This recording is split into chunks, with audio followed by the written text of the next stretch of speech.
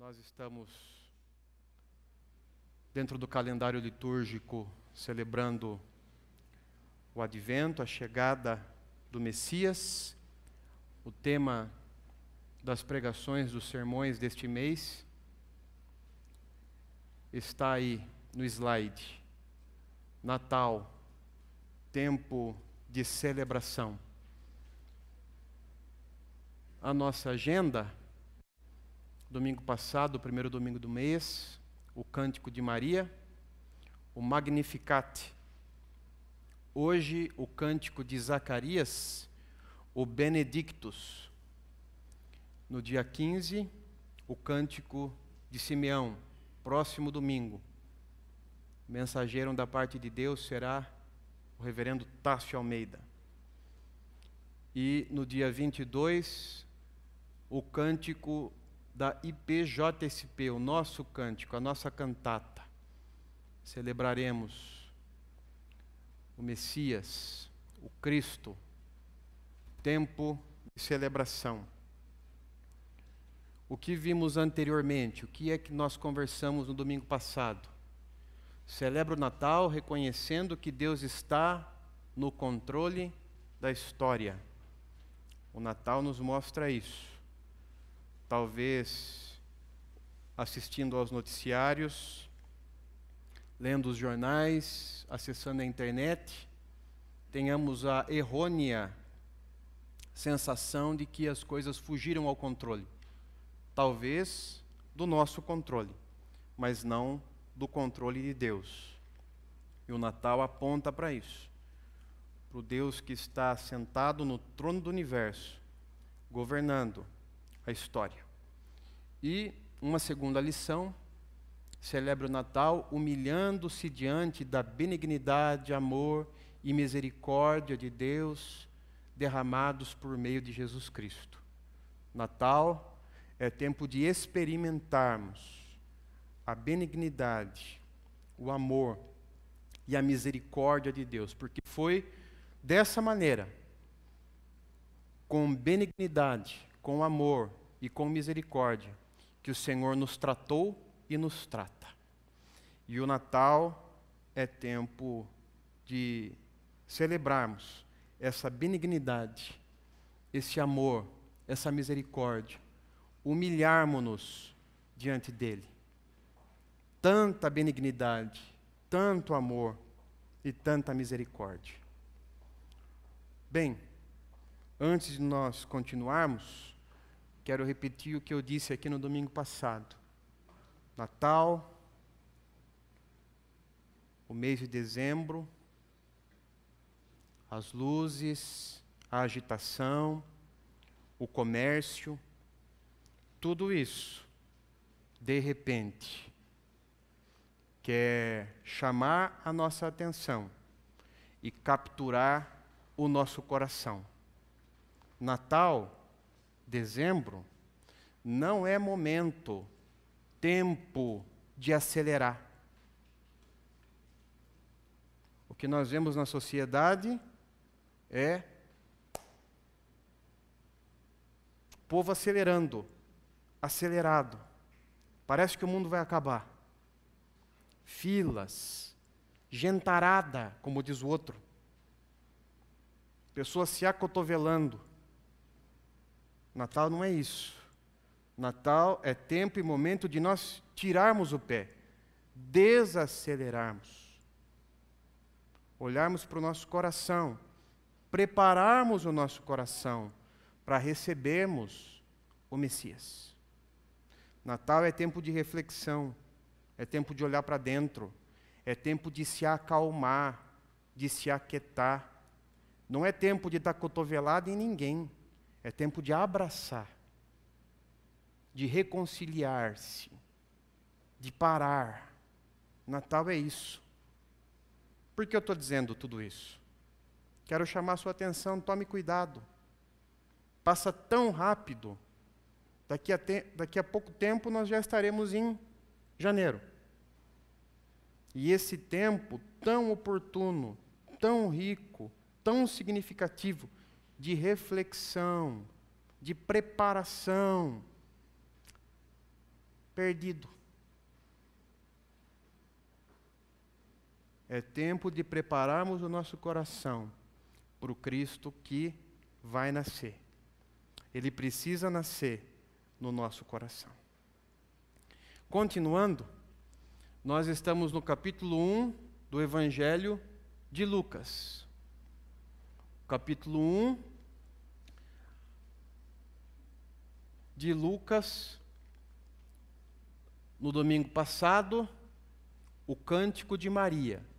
Hoje é o Cântico de Zacarias.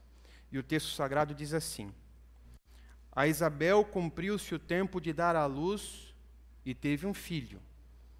Ouviram os seus vizinhos e parentes que o Senhor usara de grande misericórdia para com ela e participaram do seu regozijo.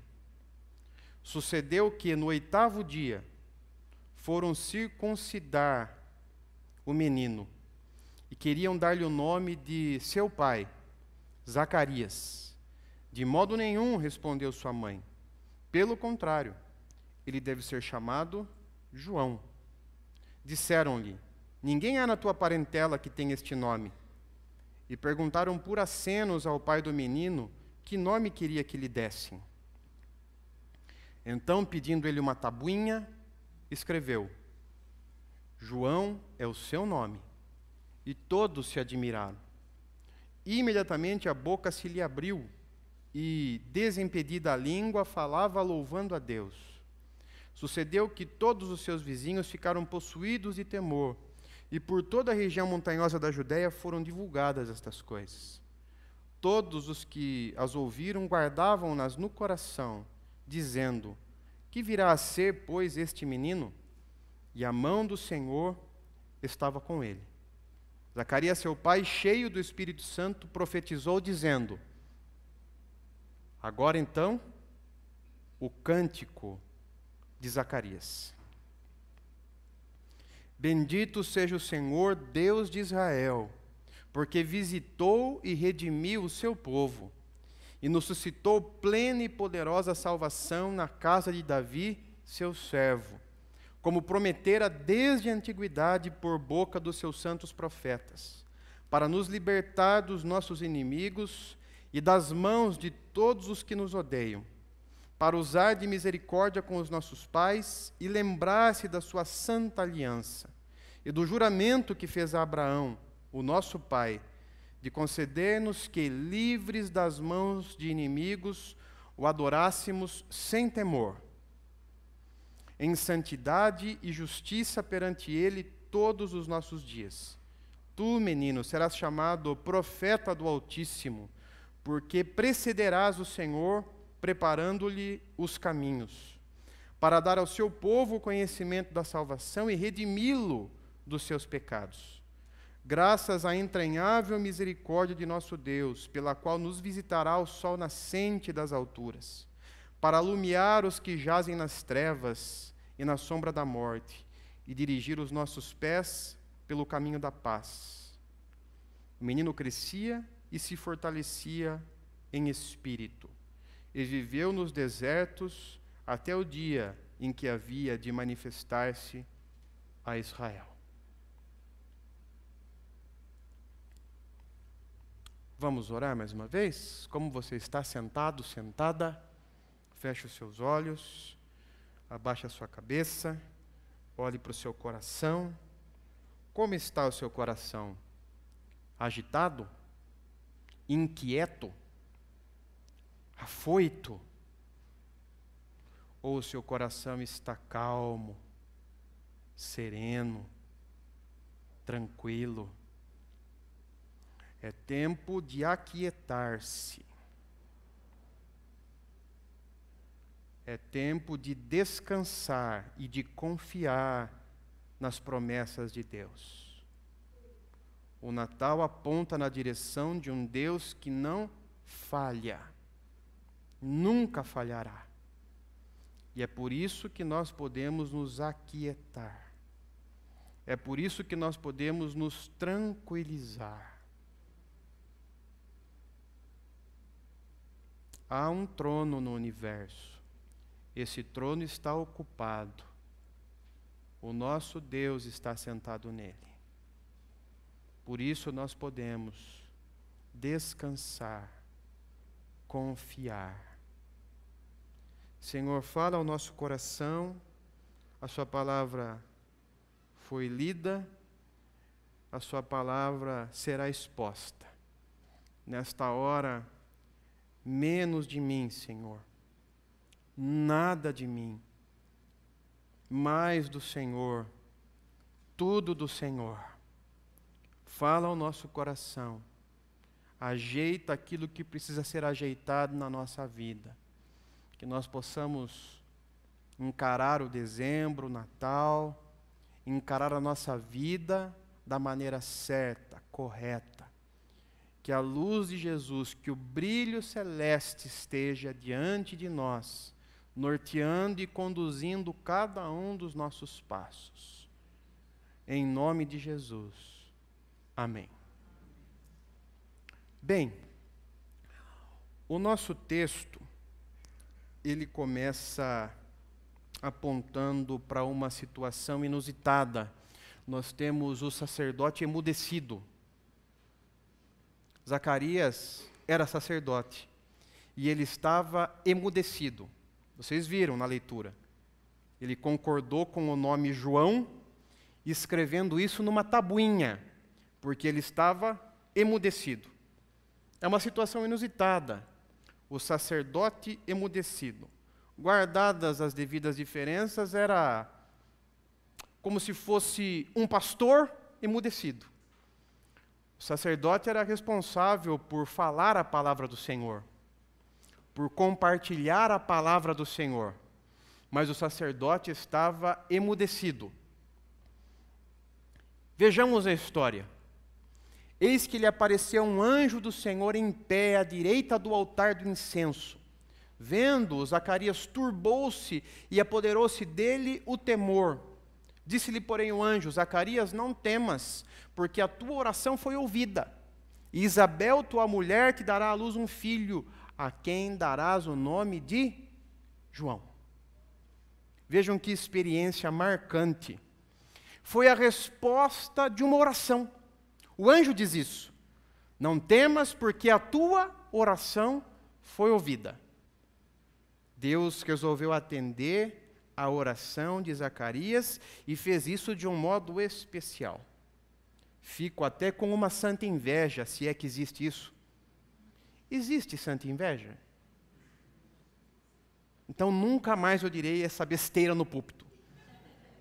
Porque não existe, não é mesmo?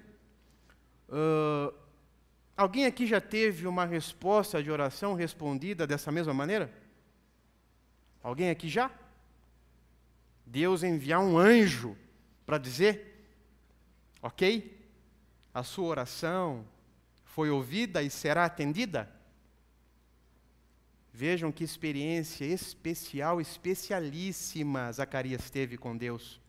Era sacerdote, orou, e Deus enviou um anjo para trazer a resposta. Cena número 1, coisa linda. Cena número 2, então perguntou Zacarias ao anjo: como saberei isto? Pois eu sou velho e minha mulher avançada em dias.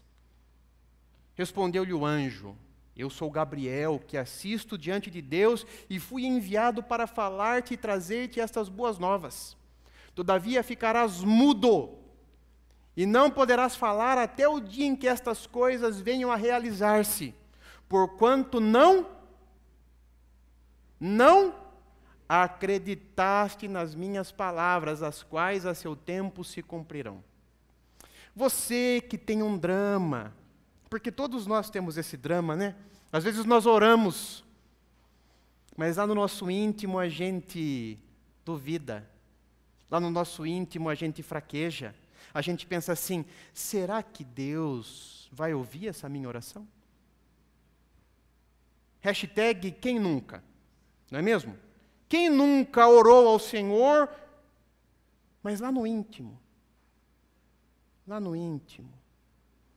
a dúvida, a fraqueza, a titubeação. Mas olha que coisa linda, a palavra de Deus. Isso também aconteceu com o sacerdote Zacarias. Ele orava ao Senhor, ele aguardava uma resposta, e quando a resposta chegou, ele não acreditou. E a mudez para ele foi uma espécie de pena, de castigo.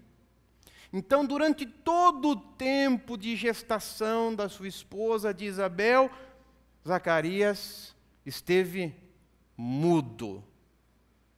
Uma situação inusitada. Um sacerdote mudo, um pastor mudo. Não podia falar. E por quê?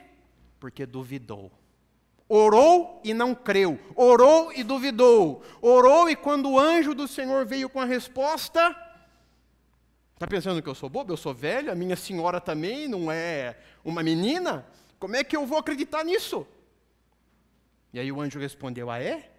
Incrédulo, pecador. É verdade, você vai ver. Só que até o dia do parto você ficará mudo. O sacerdote emudecido. Mas vejam que coisa maravilhosa. E aí o pastor Eugene Peterson vai nos ajudar. Zacarias, que havia ficado mudo desde o dia em que Gabriel lhe anunciou a concepção de João no ventre de Isabel, recobra a fala no dia em que seu filho recebe o nome e é circuncidado. A primeira coisa que Zacarias fez é orar. Olha que coisa linda. O cântico de Zacarias nada mais é do que a primeira coisa que ele fez depois que a voz voltou, depois que ele pôde voltar a falar. E quando a voz voltou e quando ele pôde voltar a falar, ele salmodiou, ele cantou, ele orou ao Senhor, porque ele recebeu na vida dele um grande milagre. Eu diria, um duplo milagre. Por quê?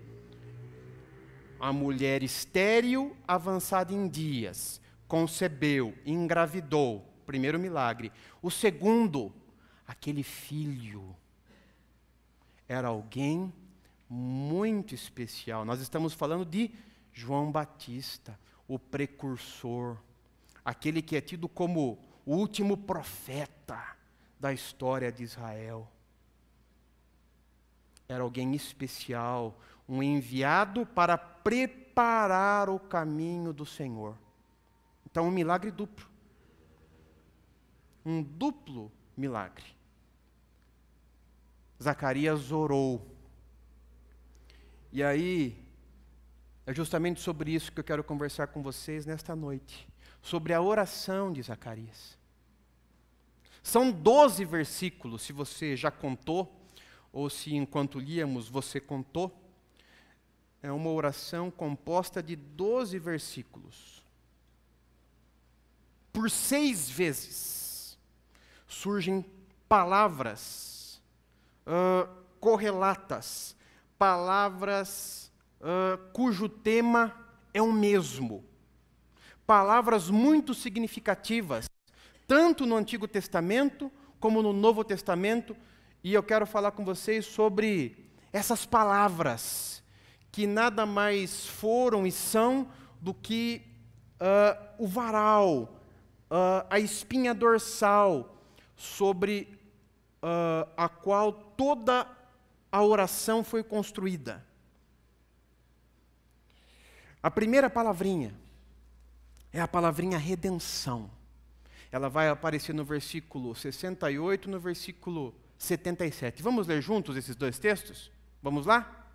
Bendito seja o Senhor, Deus de Israel, porque visitou e redimiu o seu povo, para dar ao seu povo conhecimento da salvação, no redimi-lo dos seus pecados. Redenção é uma palavra-chave nessa oração. Por 2 vezes ela surge, e surge com força. A oração de Zacarias é construída e é costurada por essa palavra. Ele ora pela redenção. ele ora entendendo que aquilo que aconteceu na vida dele, na vida de sua família, tinha a ver com a manifestação de uma redenção de Deus. Algo grande, algo grandioso. A redenção está acontecendo, está se concretizando. Deus está colocando a redenção em termo. O que é redenção? O que é redenção? Provavelmente essa mesma palavrinha já apareceu aqui em textos lidos. Provavelmente essa palavrinha já apareceu também em algum cântico, em algum hino que nós cantamos nesta noite. O que essa palavra significa? Essa palavra é importada do mundo do comércio, do mercado. E ela tem a ver com comprar ou comprar de volta. Uma transação comercial feita, realizada no mercado. É a efetivação de um resgate. Nos tempos bíblicos, a escravidão. O escravo era resgatado. Ele era redimido.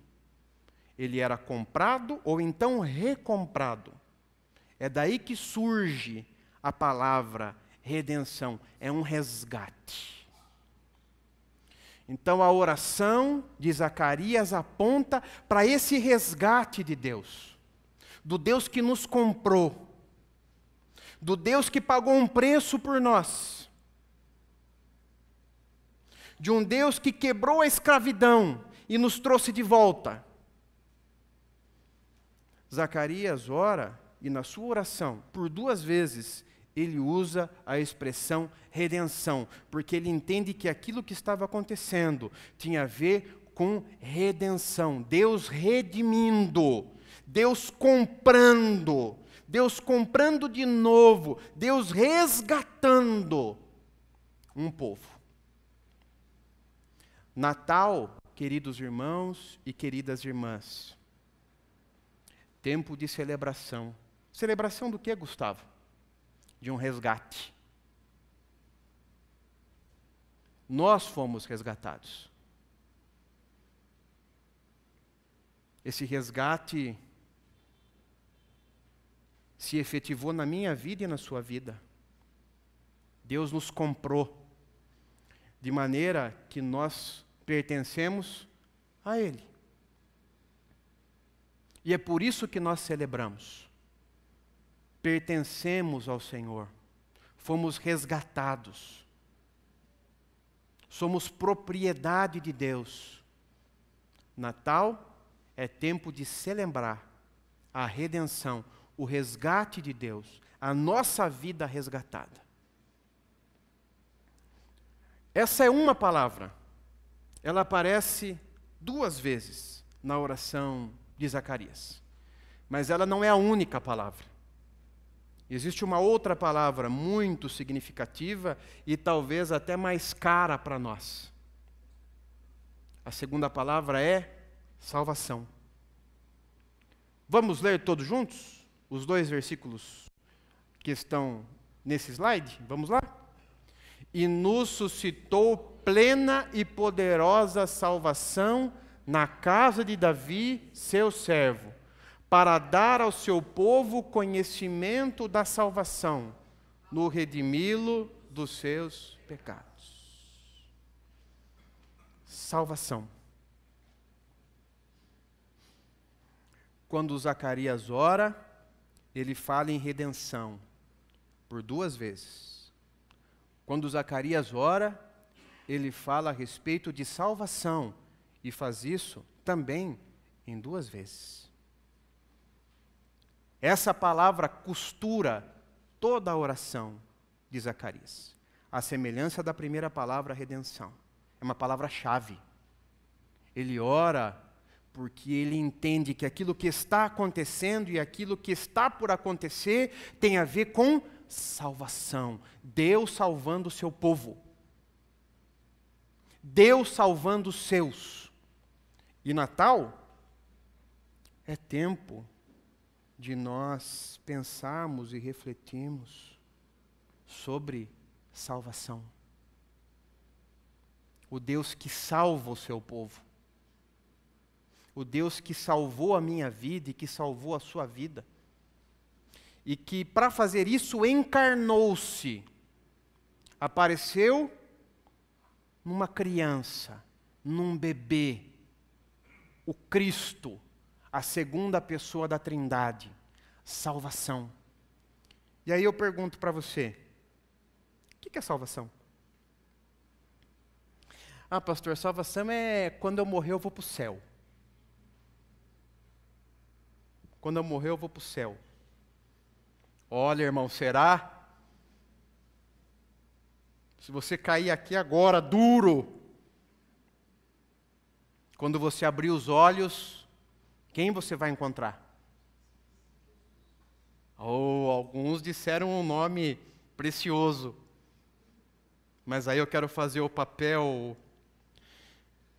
do advogado do... Bom, deixa para lá.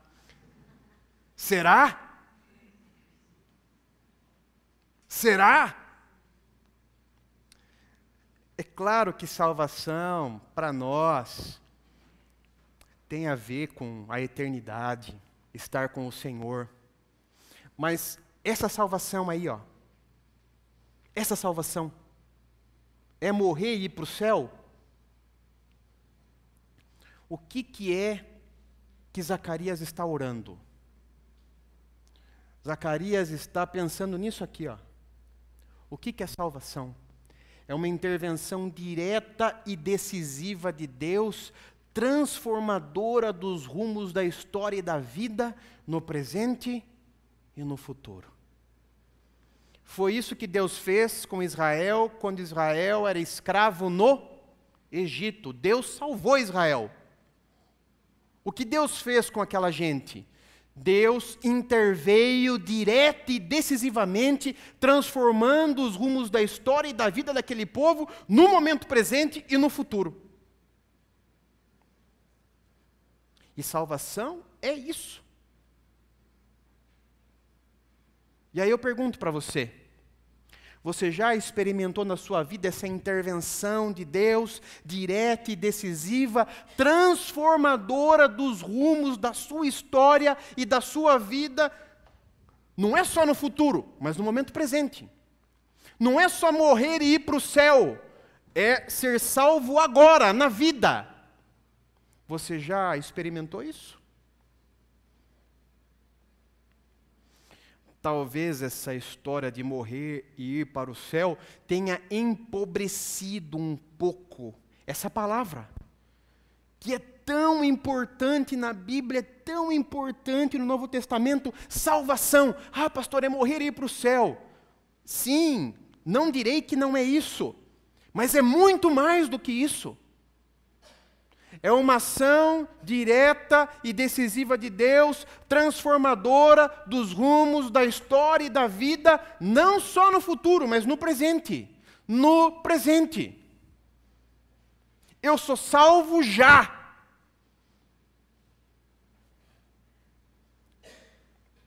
Eu sou salvo agora. A vida eterna para mim já começou. Eu não tenho que morrer para começar a experimentar a vida eterna. A vida eterna já começou para aquele que é salvo. Quando Jesus levantou daquela tumba e saiu vivo daquele sepulcro, sabe o que aconteceu? Ele trouxe para o presente a eternidade. A eternidade para o discípulo de Jesus já começou. Então, salvação não é algo que vai acontecer num futuro, oremos, distante. Oremos, irmãos. Oremos. A salvação já começou. Se você entregou a sua vida a Jesus, se você é um discípulo, uma discípula dele, a salvação já começou. Sabe por quê? Porque salvação é uma intervenção direta e decisiva de Deus, transformadora dos rumos da história e da vida. E isso já deve ter acontecido comigo e com você. Tem que ter acontecido comigo e com você. A primeira palavrinha, vocês se lembram? Redenção. Aparece 2 vezes. A segunda palavrinha, salvação, aparece 2 vezes. A terceira e última.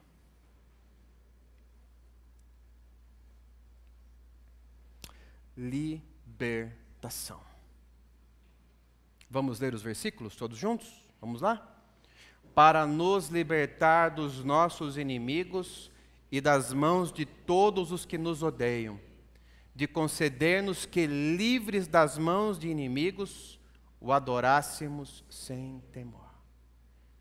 A terceira expressão, e uma expressão forte, poderosa, profunda.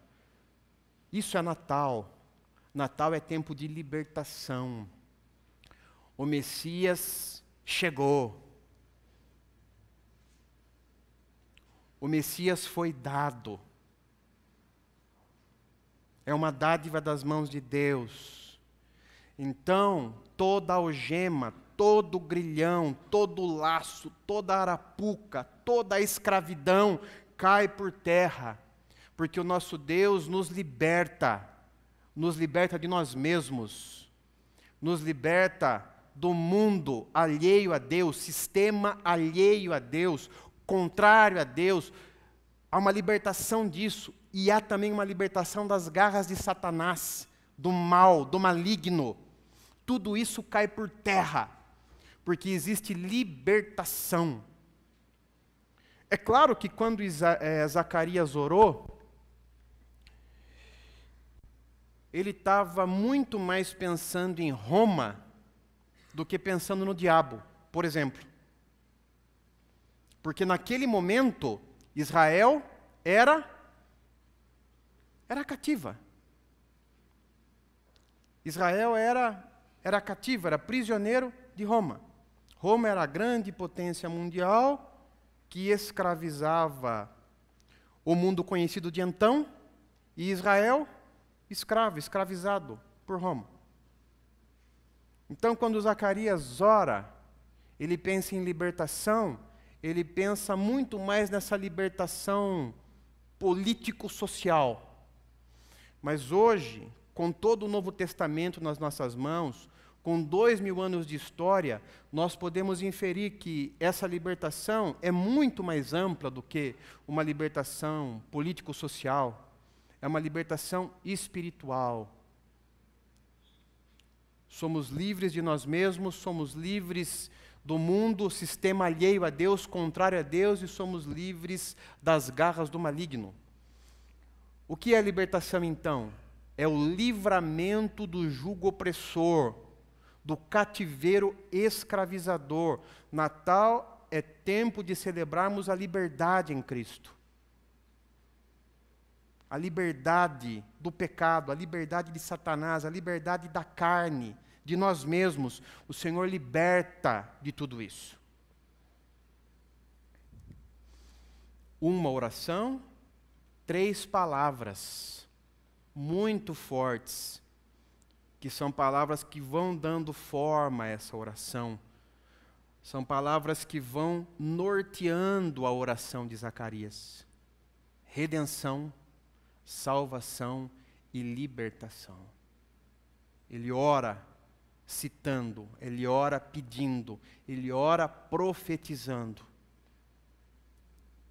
E aí me vem essa palavra, é um versículo que eu gosto muito. Vamos ler todos juntos? Vamos lá?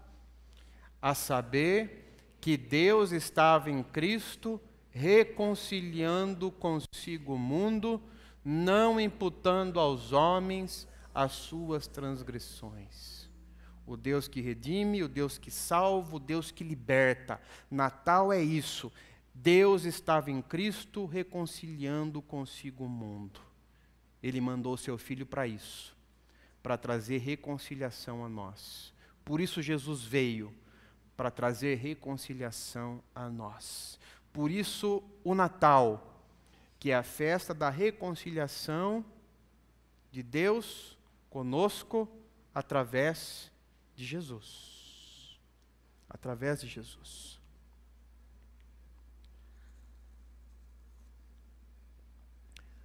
Vamos pensar numa metáfora que talvez nos ajude a olhar para o Natal por um outro ângulo, para a encarnação, esse grande mistério. E dezembro é tempo de nós mergulharmos nesse mistério, a encarnação, o Deus Todo-Poderoso que se revela através de uma criancinha, de um bebê. Vejam que metáfora interessante C.S. Lewis propõe. Na história cristã, Deus desce. Das alturas do ser absoluto, Ele desce para o tempo e espaço para a humanidade. Deus desce para tornar a subir e trazer consigo um mundo inteiro em ruínas. E agora a metáfora.